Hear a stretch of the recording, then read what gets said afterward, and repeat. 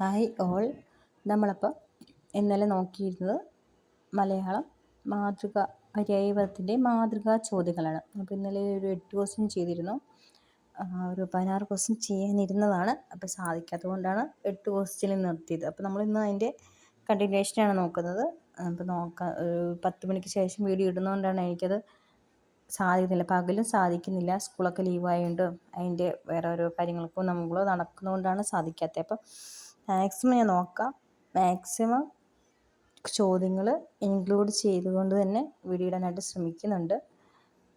അപ്പോൾ നമുക്ക് 9ാമത്തെ ക്വസ്റ്റ്യൻസിലേക്ക് കടക്കാം.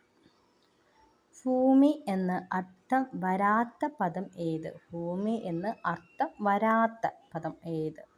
ഓപ്ഷൻ നോക്കാം. ഓപ്ഷൻ എ വബുസ്, ഓപ്ഷൻ ബി മേദിനി, ഓപ്ഷൻ സി ഷോണി, ഓപ്ഷൻ ഡി ധര. ഇതിൽ ഏതാണ് ഭൂമി എന്ന് അർത്ഥം വരാത്ത പദം ഏതാണെന്നാണ്. ആൻസർ വരുന്നത് ഓപ്ഷൻ എ വബുസാണ്. വബുസാണ് ഭൂമി എന്ന് അർത്ഥം വരാത്ത പദം. ഈ വബുസിൻ്റെ പര്യായം അപ്പോൾ എന്താണ്? ശരീരം, സൗന്ദര്യം എന്നിവയൊക്കെയാണ് ഈ വബുസിൻ്റെ പര്യായം എന്ന് പറയുന്നത്. 10ാമത്തെ ക്വസ്റ്റ്യൻ, ശബ്ദത്തിൻ്റെ പര്യായമല്ലാത്തത് ഏത്? അപ്പം ക്വസ്റ്റ്യൻ വായിക്കുമ്പോൾ ശരിക്കും ശ്രദ്ധിക്കുക. പര്യായമല്ല, പര്യായം അല്ലാത്തത് ആണ്.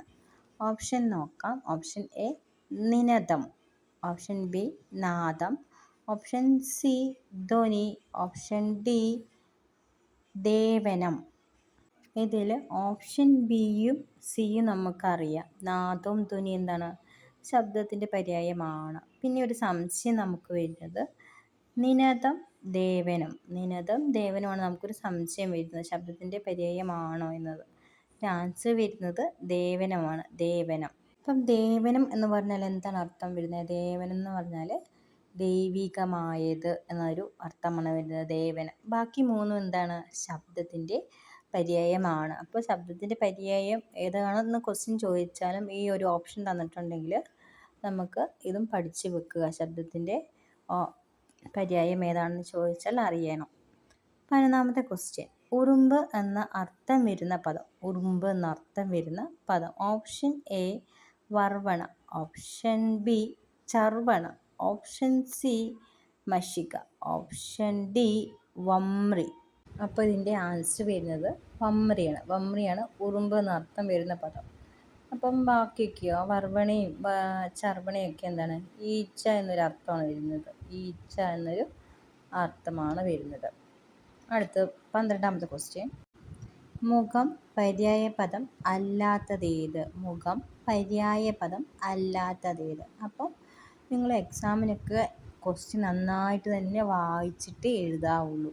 ഇത് കണ്ടോ, എല്ലാത്തിൻ്റെയും ഇവിടെ തന്നെ ചോദിച്ചേക്കുന്ന പര്യായപദം അല്ലാത്തതേത്.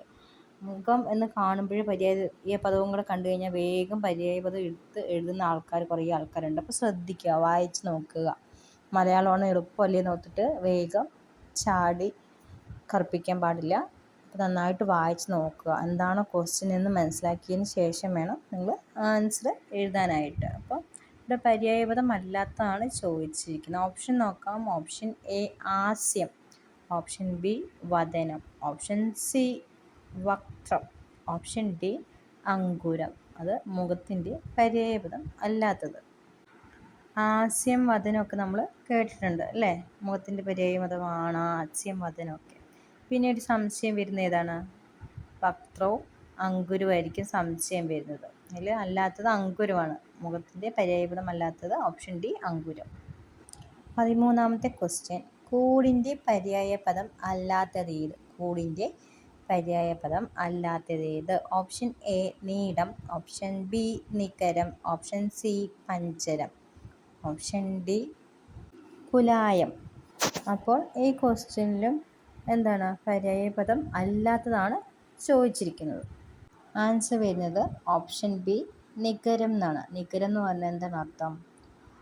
കൂട്ട് എന്നുള്ള ഓരോ സന്ദർഭത്തിനനുസരിച്ചുള്ള പല പല അർത്ഥങ്ങളാണ് നികരത്തിന് വരുന്നത്. അപ്പം ബാക്കിയെല്ലാം എന്താണ്? കൂടിൻ്റെ പര്യായപദം ആണ്. 14ാമത്തെ ക്വസ്റ്റ്യൻ നോക്കാം.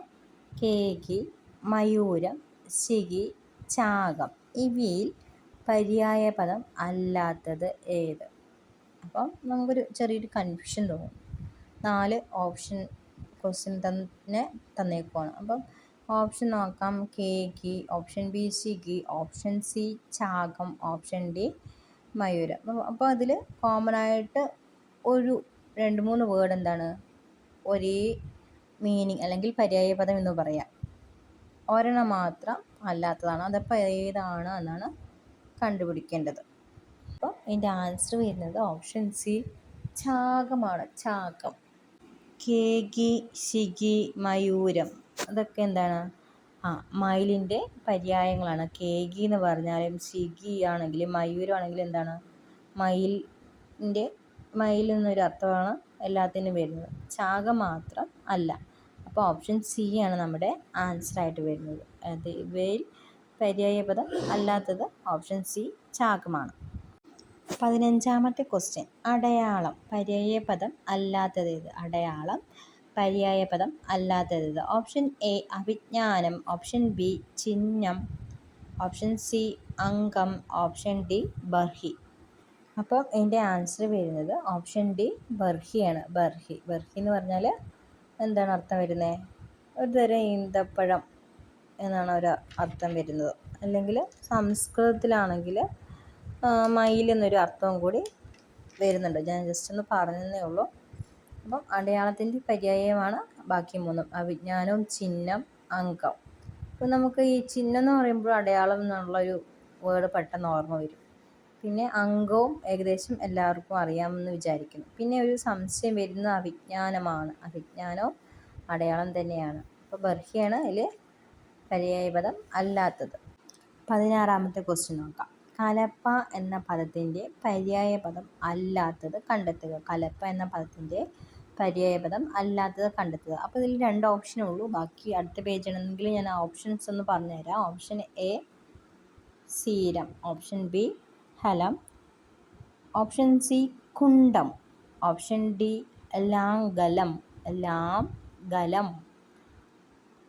അപ്പോൾ ഇതിൻ്റെ ആൻസർ വരുന്നത് ഓപ്ഷൻ സി കുണ്ടമാണ്. അതായത് നായും ഡായും കൂടെ ചേർന്നിട്ട് വരുന്നത് കേട്ടോ, കുണ്ടം എന്ന് പറയുന്നത്. അപ്പോൾ ആൻസർ അതാണ്, ഓപ്ഷൻ സി ആണ്.